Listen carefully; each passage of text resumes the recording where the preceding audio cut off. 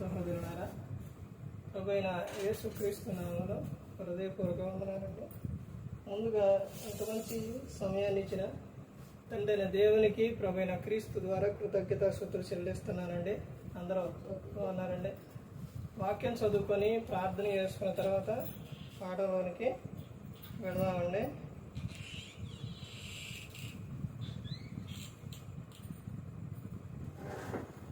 మార్గ రాసిన సువార్త 10వ అధ్యాయం 13వ వచనం నుంచి, తమ చిన్న బిడ్డలను ముట్టవలనని కొందరు ఆయన వద్దకు వారిని తీసుకుని వచ్చిరి. అయితే శిష్యులు వారిని తీసుకుని వచ్చిన వారిని గద్దించిరి. యేసు అది చూచి కోపపడి, చిన్న బిడ్డలను నా యొద్దకు రానీయుడి, వారిని ఆటంకపరచవద్దు, దేవుని రాజ్యం ఎలాంటి వారిదే.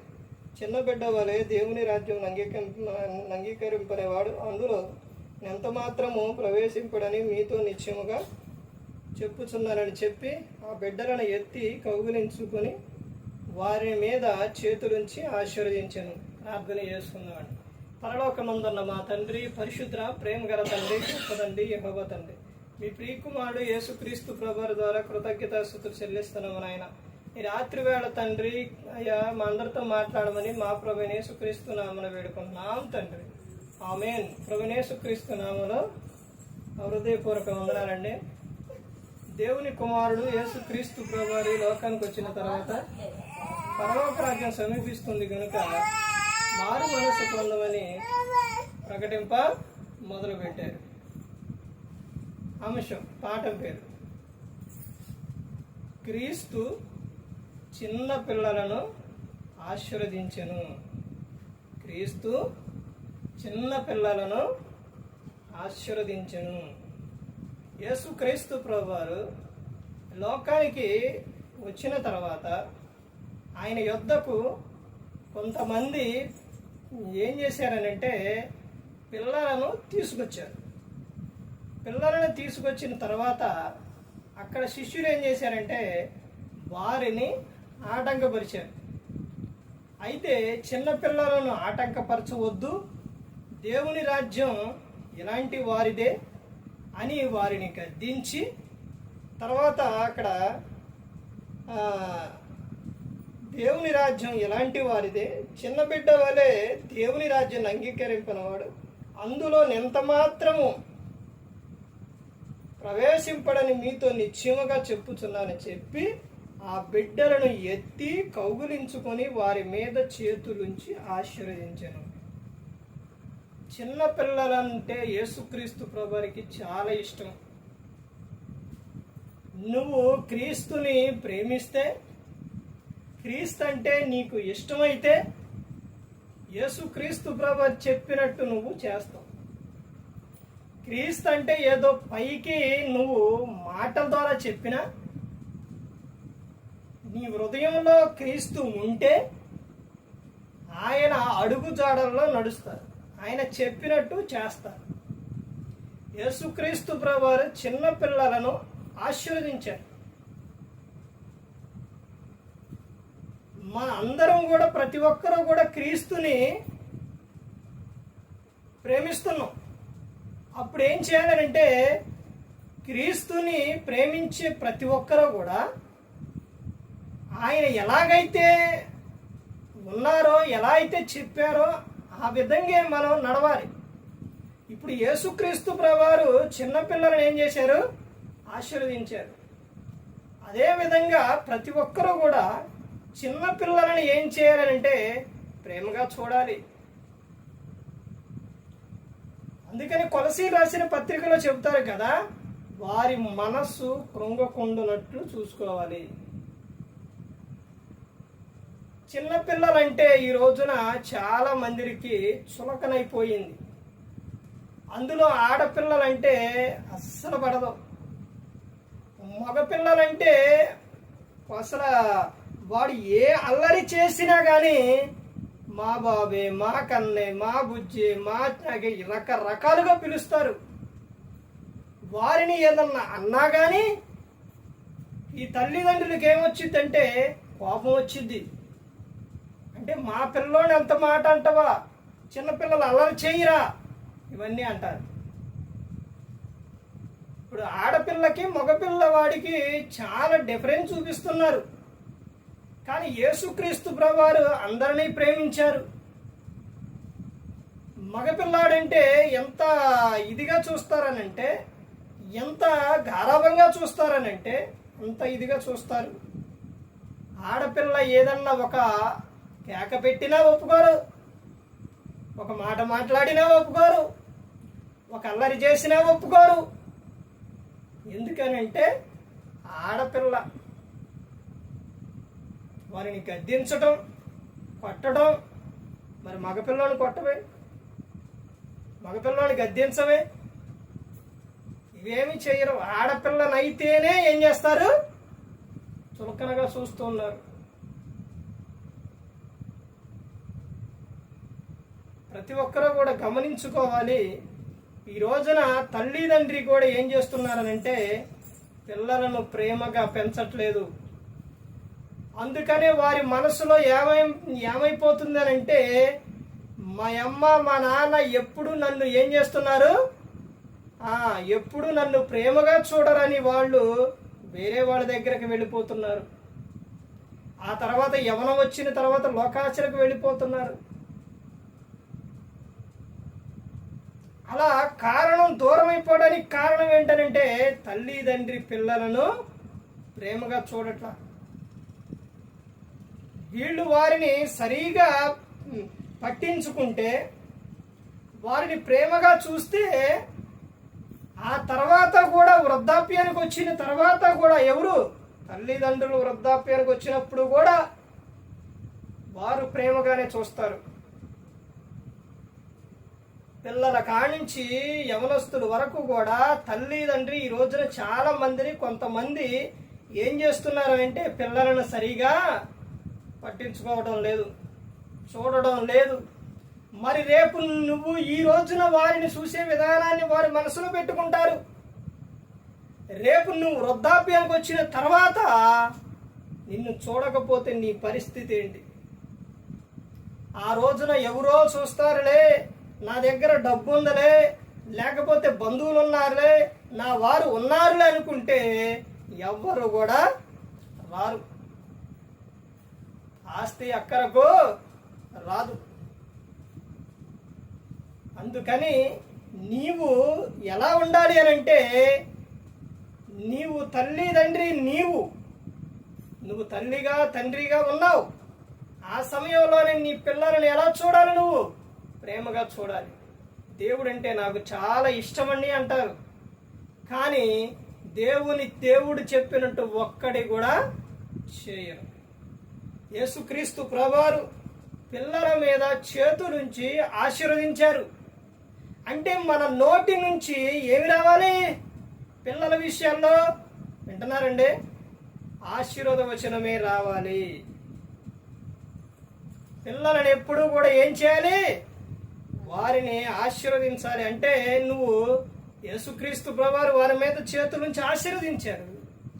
నువ్వు మనం అందరం ఏం చేయాలి అంటే వారితో ప్రేమగా మాట్లాడాలి,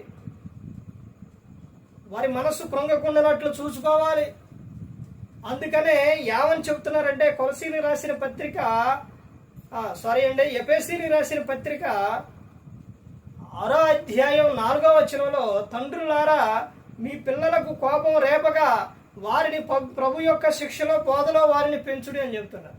అంటే కోపం రేపకుండా ఏం చేయాలి? వారిని పెంచాలి, ప్రేమగా చెప్పాలి వారికి. ఆ విధంగా ఉండాలి. నువ్వు నీ ఇష్టానుసారంగా పిల్లలనే కొట్టకూడదు. కొట్టడం అంటే బెత్తం వాడమన్నారని బైబిల్లో ఉంది, కానీ అది ఏ సందర్భాల్లో వాడాలి? ఆ తర్వాత అది కొట్టేటప్పుడు కూడా చాలా మంది దేని బట్టి దాన్ని బట్టి కొట్టమన్నారు కదని, లేకపోతే ఎలా పడితే అలా ఎక్కడ పడితే అక్కడ కొడుతూ ఉన్నారు. పిల్లలు మాటేనప్పుడు బెత్తం వాడాలి, కానీ వారిని ప్రేమగా వారికి చెప్పుకోవాలి. చాలా మంది పిల్లలను జంతువులు పేరు పెట్టి తిడుతూ ఉంటారు, జంతువులు పెట్టి పేర్లు పెట్టి పిలుస్తూ ఉంటారు. పిల్లలు ఎవరు అనంటే దేవుని బహుమానం, గర్భఫలం ఆయన ఇచ్చు బహుమానం. కుమారులు యెహోవా అనుగ్రహించు స్వాస్థ్యం. పిల్లలను ఎప్పుడు కూడా ఎలా చూడాలంటే ప్రేమగా చూడాలి. వారి మీద అరవటం, వారిని కొట్టడం, వారిని తిట్టడం. చాలా మంది ఇంకా భయంకరమైన బూతులు తిరుగుతూ ఉన్నారు పిల్లల్ని. పిల్లలు ఎవరనుకున్నారు? దేవుని బహుమానం. పిల్లలను యేసుక్రీస్తు ప్రభువారు ఆశీర్వదించారు. నువ్వు క్రీస్తును ప్రేమిస్తే, క్రీస్తును నువ్వు సొంత రక్షకునిగా నువ్వు అంగీకరిస్తే నువ్వు ఏం చేస్తావు? అని చెప్పినట్టు చేస్తావు. పిల్లలతో ప్రేమగా మాట్లాడతావు. ప్రతి ఒక్కరు కూడా గమనించుకోవాల్సిన విషయం ఏంటంటే, ప్రతి ఒక్కరు కూడా తెలుసుకోవాల్సిన విషయం ఏంటంటే, ఈ రోజున పిల్లలను నువ్వు చులకనగా నువ్వు చూస్తే, వారిని అసహించుకుంటే, వారిని చూడకపోతే, వారితో ప్రేమగా ఉండకపోతే, వారు పెద్దవారు అవుతున్నప్పుడు నీ మాటలన్నీ వారు మనసులో పెట్టుకుంటారు. నువ్వు అప్పటికి వృద్ధాప్యానికి వస్తావు. ఆ తర్వాత నిన్ను చూడవు. ఈ రోజున చాలా మందిని చూడండి, కొంతమంది తల్లిదండ్రులను అబ్బా ఎంత ప్రేమగా చూస్తున్నారని చెప్తుంటారు. కొంతమందిని అసలు చూడట్లేదు అంటారు. కొంతమందిని వారి తల్లిదండ్రుల్ని పిల్లలు ప్రేమగా చూస్తున్నారనంటే వారిని ఆ తల్లిదండ్రి పిల్లల్ని బూతులు మాట్లాడరు. వారిని ప్రేమగా చూస్తారు కాబట్టి వీరు కూడా ఏం చేస్తారు? ప్రేమగా చూస్తారు. కొంతమంది తల్లిదండ్రులు పిల్లలంటే అసలు నచ్చదు, తిడుతూ ఉంటారు. వీళ్ళు వృద్ధాప్యానికి వచ్చినప్పుడు వారు కూడా ఏం చేస్తారు? వీరిని తిడతా ఉంటారు, లేకపోతే చూడరు. కారణం ఎక్కడుంది? ఏడుందండి? మనం మాట్లాడే మాటలను బట్టే ఉంది. నువ్వు ప్రేమ చూపిస్తే నీ పిల్లల ప్రేమ చూపిస్తారు.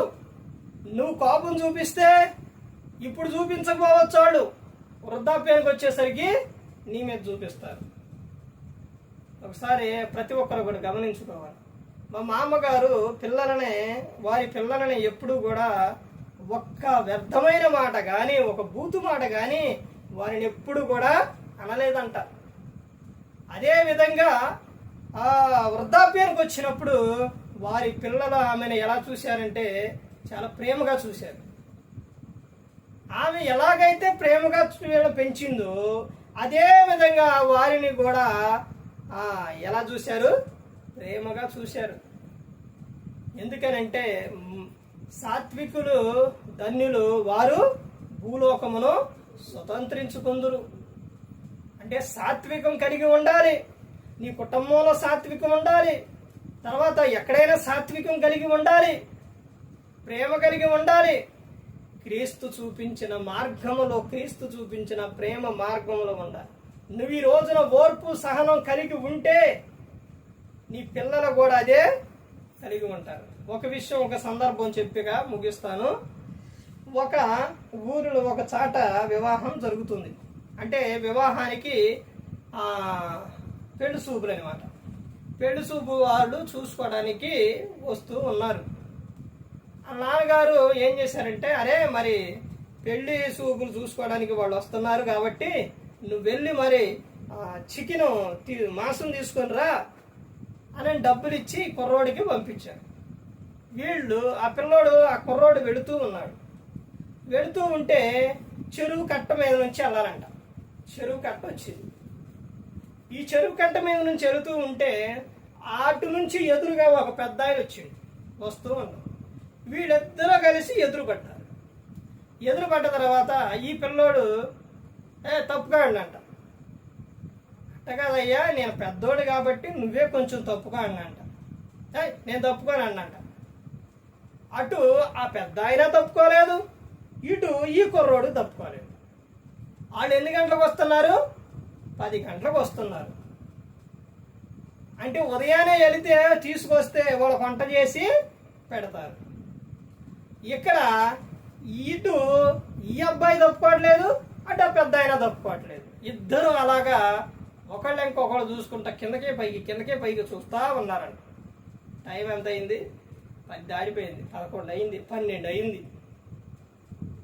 ఏంటి ఇంకా రాలేదని ఈ తండ్రి ఏం చేసిండంటే వచ్చిండు. వచ్చేసరికి ఏంట్రా ఇది మరి ఏంట్రా రాలేదని అంటే, ఇదిగో ఈ పెద్ద ఆయన చూడు, ఈయన కొద్దిగా ఇది ఉందా, అసలు కొంచెమన్నా ఇది ఉందా, తప్పుకోవట్లేదు అని అన్నట్ట. అరే నువ్వు అర్జెంటుకి వెళ్ళి మాసం తీసుకొని రా, నేను ఇక్కడే నుంచుంటా అన్నట్ట. నేను ఇక్కడే నుంచుంటా, నువ్వు వెళ్ళి తీసుకురా, ఎట్ట తప్పుకోవడం పోతానంట. అంటే ఇప్పుడు ఏమర్థమైందండి? ఎదే తదా తదే ప్రదా అన్నట్టు పిల్లవాడికి అంటే ఇప్పుడు ఆ పిల్లవాడు తయారవడానికి కారణం ఏంటి? ఎవరు? ఆ తండ్రే. ఏం చెప్పుకోవాలి? పోనీలేరా పెద్ద ఆయన కదా, తప్పుకోవాలా పోవని చెప్పాలా? అరే నువ్వు వెళ్ళి తీసుకురా, నేను ఇక్కడే నీ ప్లేసులో నుంచుంటా, ఎట తప్పుకోవడం చూస్తారంటే అంటే తండ్రి పోలిన. అందుకే యేసుక్రీస్తు ప్రభువు చెప్పారు, యేసు వారికి ఇట్లని ప్రత్యుత్తరం ఇచ్చెను, తండ్రి ఏది చేయుట కుమారుడు చూసినో అదే గాని తనంతట తాను ఏది కూడా చేయడు అని చెప్తున్నారు. తల్లి తండ్రి ఏదైతే చేస్తారో పిల్లలు అదే చేస్తారు. నువ్వు ప్రేమ కలిగి ఉంటే వాళ్ళు ప్రేమ కలిగి ఉంటారు. నువ్వు గై గై గై గై గై గై అని అంటే ఎగబడితే వాళ్ళు కూడా అలాగే అరుస్తారు. నువ్వు కోపం చూపిస్తే వాళ్ళు కూడా కోపంగా ఉంటారు. నువ్వు తల్లిదండ్రి ఏ ప్రవర్తన అయితే కలిగి ఉంటారో పిల్లలు కూడా అదే కలిగి ఉంటారు. ఇక్కడ జరిగింది అదేగా. ఈ తండ్రి లక్షణ, తండ్రి ఆ విధంగా కలిగి ఉండ కాబట్టి ఆ పిల్లోడికి కూడా అదే వచ్చింది. ఈ తండ్రి ప్రేమ కలిగి ఉంటే ఆ పిల్లోడు కూడా ప్రేమ కలిగి ఉండేవాడు. చివరికి పెళ్లి చూపులు ఏమైపోయినాయి? చేతులారా ఏం చేసుకున్నారు చూశారండి. ఎవరు ప్రతి ఒక్కరు కూడా గమనించుకోవాలి, తగ్గింపు కలిగి ఉండాలి. అలాంటి కోపాలు ద్వేషాలు అవన్నీ పెట్టుకుంటే జీవితం పాడైపోతుంది. అందుకని ప్రతి ఒక్కరు గమనించుకోవాలి. పిల్లల విషయంలో ప్రతి ఒక్కరు కూడా పెద్దలేండి తల్లిదండ్రులేండి అందరూ కూడా ఎలా ఉండాలంటే ప్రేమ కలిగి ఉండాలి. యేసుక్రీస్తు ప్రభువారు పిల్లల మీద చేతులుంచి ఆశీర్వదించారు. అలాగే నీ నోటి నుంచి కృతజ్ఞత వచనమే రావాలి. పిల్లల విషయంలో బూతులు మాట్లాడటం, తిట్టడం, కొట్టడం ఇలాంటివి చేయకూడదు. దేవుడు పొరపాటును కూడా ఊకోడు. అర్థమవుతుందండి? నువ్వు అలా చేస్తే ఊకోరు. వారిని ప్రేమతో పెంచుకోవాలి, వారికి దేవుని మాటలు నేర్పాలి. ప్రతి ఒక్కరు గమనించుకొని ఏ ఒక్కరు కూడా నశించి నరకానికి వెళ్ళిపోకూడదని యేసుక్రీస్తు ప్రభువారు ఈ లోకానికి వచ్చి మనందరి కోసం సిలువలో తన ప్రాణాన్ని పెట్టి ఉన్నారు. మరి ఈ విధంగా నిలబెట్టి మాట్లాడించిన తండ్రి దేవునికి కృతజ్ఞతాస్తుతులు చెల్లిస్తూ ఇంతవరకు శ్రద్ధగా ఉన్న మీకు ప్రభు పెట్టిన హృదయపూర్వకంగా చెల్లిస్తూ ఈ మాటలు ముగిస్తున్న అందరికీ వందనాలు.